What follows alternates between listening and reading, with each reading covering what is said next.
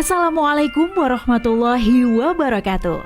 Kawan, sebelum Anda memulai aktivitas hari, kita ikuti kajian syarat hikmah Dialog Fajar. Assalamualaikum warahmatullahi wabarakatuh.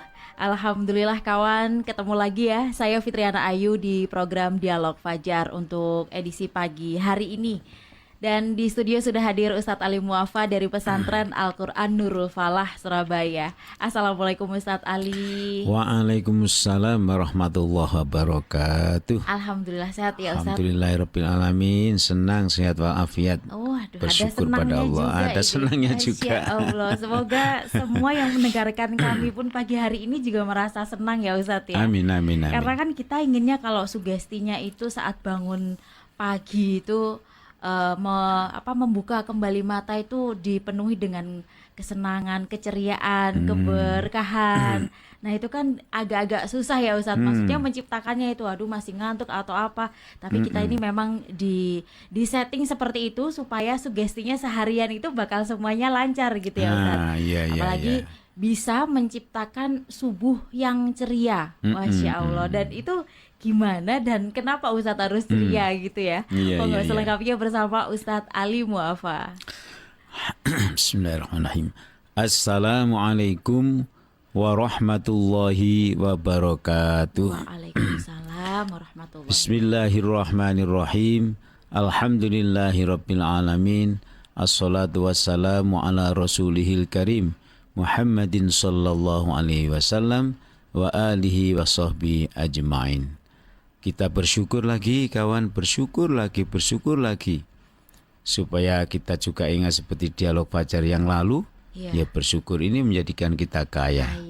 Tapi khusus saya Mbak Ayu memang luar biasa ya. Jadi saya ketepatan semalam kegiatannya full begitu ya. Alhamdulillah. Tapi pagi ini saya bisa berjamaah dengan santri-santri.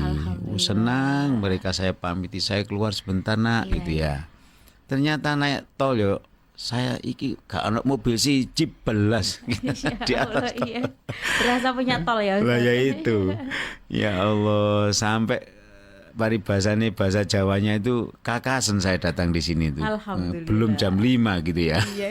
Ini nyindir saya ya Ustaz. Enggak, menggambarkan betapa dimudahkannya oleh Allah. Iya betul. Karena kita datang ke sini tujuannya baik.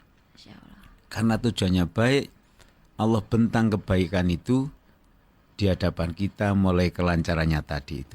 Terkadang Allah membuat kita yang beda. Awakmu tujuannya baik, coba tak uji macet. Pernah kan saya cerita? Iya. Saking guboe macet, akhirnya tolnya keliru ke Malang. Nah, kate nang radio Surabaya keliru nang Malang. Saking kesusunya tadi ya Ustaz. Nah, itu diuji. Itu sering saya cerita ke kawan-kawan. Ujiannya Allah itu Masya Allah. Ternyata alhamdulillah, ternyata saya berevaluasi ya. Nah jadi kawan, subuh ceria ini terkadang sih di beberapa kawasan manusia itu menjadi persoalan. Di antaranya begini, saya pernah diajari oleh seorang gubernur di Indonesia itu ya. Diajari itu begini, sama nek nunggu orang itu harus diatur, janjinya jam 8, sama harus datangnya jam 7 begitu. Lihat orangnya yang ditunggu, semakin sulit, semakin awal lagi. Dilalah apa yang beliau sampaikan ke saya itu sudah saya lakukan. Bahkan saya itu berujar, sampai kapanpun tak tunggu orang yang akan saya temui itu. Sampai ketemu. Karena ini menunggu bagian dari ujian. Nah ketika bicara begitu, itu sudah menciptakan ruang di hati ini menjadi lega. Subuh itu di antara manusia itu adalah waktu yang paling sulit untuk hidup. Ya. Pertama bangunnya sudah setengah mati. Maka di pesantren kita, Mbak Ayu, kita juga mencari strategi apa yang menjadikan santri-santri ini rindu untuk bisa bangun, bukan bangun subuh, bangunnya itu 1 jam atau 2 jam sebelum subuh untuk sholat tahajud dan lain-lain. Nah menciptakan subuh yang ceria itu harus diusahakan kawan. Ya. Rasulullah itu ternyata urun rembuk Mbak Ayu kepada kita, membantu pertanyaan Mbak Ayu itu kok ya apa diciptakan subuh yang ceria itu. Nah, kawan, yang pertama kita harus menyambut subuh itu jika ngantuk ya, ngantuk, maka kita sudah mendesain subuh nanti saya bergerak secara fisik. Jadi kalau kita itu tidak mampu mengatasi suasana subuh ngantuk, itu fisiknya bisa menjadi jawaban. Siapa yang melarang kalau kita gerak-gerakkan kaki, tangan, lutut di sekitaran waktu subuh? Tidak ada. Saya pun dengan anak-anak santri jam 3 bangun itu menggerakkan tangannya, menggerakkan kakinya, sambil antri berwudu dan lain-lain, sambil membentang sajadahnya, membentang karpetnya, dan pokoknya ada saja yang kita lakukan. Nah, itu adalah kegiatan fisik. Kegiatan fisik ini perlu kita hadirkan untuk membawa suasana subuh yang ya entah secara umum entah kebanyakannya atau sebagian besar mengatakan bahwa waktu subuh itu sulit untuk hidup kita semuanya itu. Ada entah sebagian kecil, entah sebagian besar, atau di daerah tertentu mayoritas mengatakan berat. Sehingga pernah kita dengarkan, sampean kok iso subuh wis gagah. Iya betul Ustaz. Yo kadang-kadang jawaban saya macam-macam. Iya wong toko radio Suara Surabaya lah misalnya begitu kan. Iya. Akhirnya mereka tanya apa maksudnya. Ternyata ada dialog fajar. Nah kawan, berbagai upaya tadi saya bilang yang pertama menggerakkan aktivitas yang bersifat fisik sehingga itu bisa menandingi kondisi ngantuk kita itu. Kalau kita sudah tidak ngantuk, memang beda. Subuh orang ngantuk itu seperti orang tidak hidup kan? Iya, ngawang gitu. Iya, yus dijawil yo gak semaur, begitu misalnya dijak ngomong yo gak nyaut. Nah, begitu kan? Betul, nah, kalau dipacu dengan fisik lalu menjadi ya, dia bangun, dia bisa bicara, dia bisa memberikan inspirasi, bahkan tiba-tiba bangun mari dongo, doa, bangun tidur dia langsung cerita. Aku dapat inspirasi tadi. Pada waktu tidur itu apa? Saya mimpi begini-begini. Nah itu kita gali terus agar dia menjadi energik pada pagi itu. Jadi sekali lagi wilayah fisik kita gerakkan untuk menciptakan suasana ceria di pagi atau di waktu subuh. Kemudian Rasulullah mengatakan apa? Menyumbangkan pemikiran apa dalam menciptakan waktu subuh itu? Nah kawan, salah satunya tentu sudah kita ketahui semuanya. Ya. Jadi rakaat ini ada 2 rakaat. Itu khairun kalau kita lakukan sholat 2 rakaat. Itu khairun lebih baik ya daripada dunia wa ma fiha atau wa ma bainas sama'i wal ardh. Jadi kawan, di kisaran waktu subuh kita juga kadang-kadang menyebut waktu fajar. Atau kita juga menjelang subuh, wis istilah-istilah. Yang jelas kisaran itu Rasulullah mengumumkan. Tadi kan saya bicara fisik untuk menciptakan suasana subuh ceria. Ini keceriaan yang dibangun oleh Rasulullah, diberitahukan kepada kita nih. Masya Allah, lebih menceriakan lagi daripada fisik tadi itu. Itu jika hatinya berbinar-binar, ya bukan hati yang mati ya. 2 rakaat saja itu kalau kita mau sholat di waktu fajar, di waktu menjelang subuh, atau bahkan subuhnya itu sendiri, itu nilainya, kebaikannya itu lebih baik seisi dunia daripada lebih baik 2 rakaat daripada dunia seisinya. Padahal kita bicara Indonesia saja kawan, dari Sabang sampai Merauke. Sebutlah kita bicara materi, kekayaannya berapa triliun. Ada yang belum digali di dalam tanah. Lalu yang beredar uang di kehidupan kita ini berapa triliun. Wus, bicara kekayaan negara kita ini, Masya Allah, tak ada yang mampu untuk menghitungnya. Belum lagi di tingkat dunia, ya. Belum lagi kalau kita bicara misalnya 8,5 miliar orang penduduk dunia sekarang ini, masing-masing penghasilannya satu hari misalnya 1 juta umpamanya, berapa? Itu kekayaan dunia. Belum lagi orang-orang baik yang menyenangkan di dalam dunia ini. Kita punya kawan yang baik namanya Mbak Ayu di sini. Lalu ada jutaan Mbak Ayu yang juga baik. Kita menjadi bahagia dan senang. Tapi semua itu kawan, tidak ada apa-apanya. Masih lebih baik sholat 2 rakaat di kisaran subuh.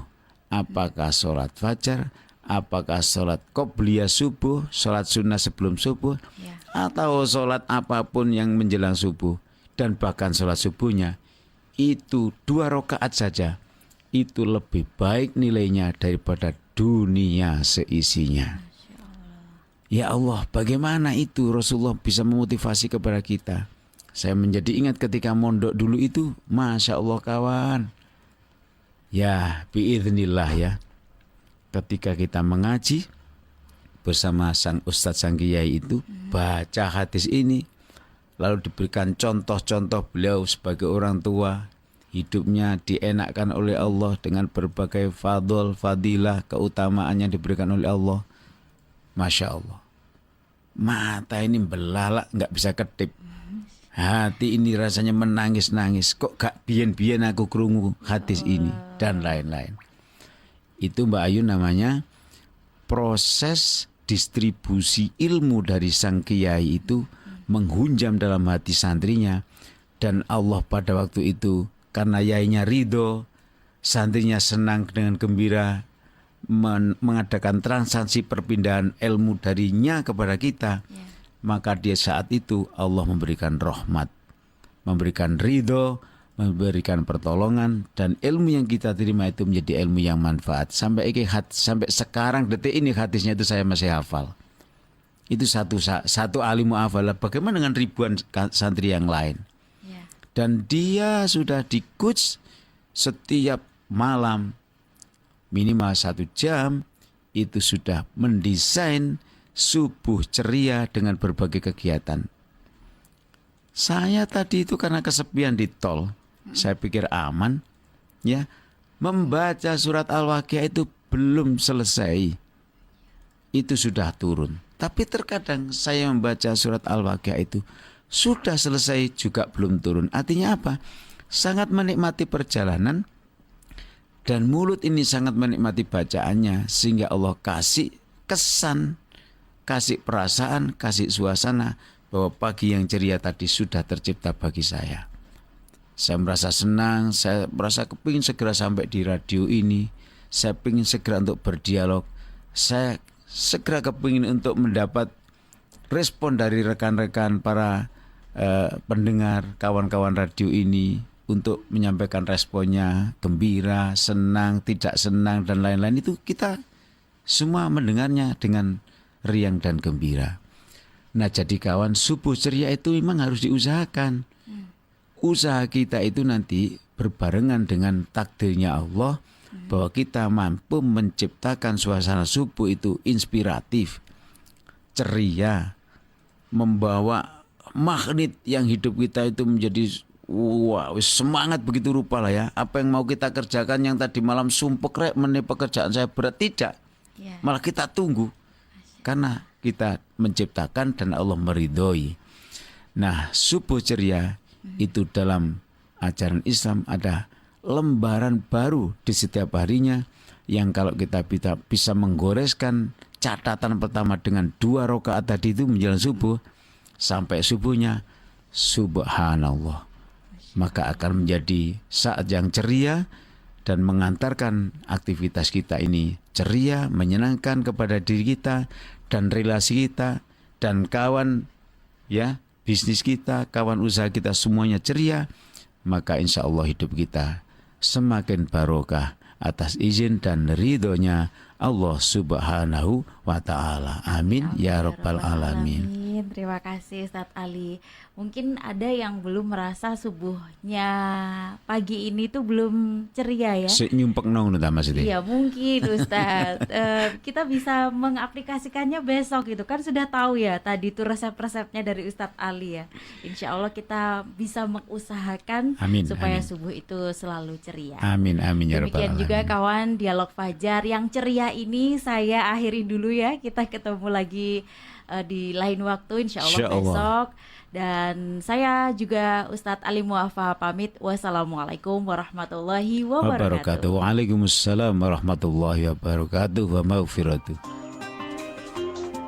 Program Dialog Fajar yang baru Anda simak kerjasama Suara Surabaya dan Pesantren Al-Quran Nurul Falah Surabaya, lembaga dakwah yang amanah, profesional, dan berbasis Al-Quran. Pesantren Nurul Falah mencetak guru-guru Al-Quran dengan metode tilawati dan tahfidz Al-Quran. Informasi dan pemberian donasi hubungi 031 828 1278 atau nurulfalah.org. Wassalamualaikum warahmatullahi wabarakatuh.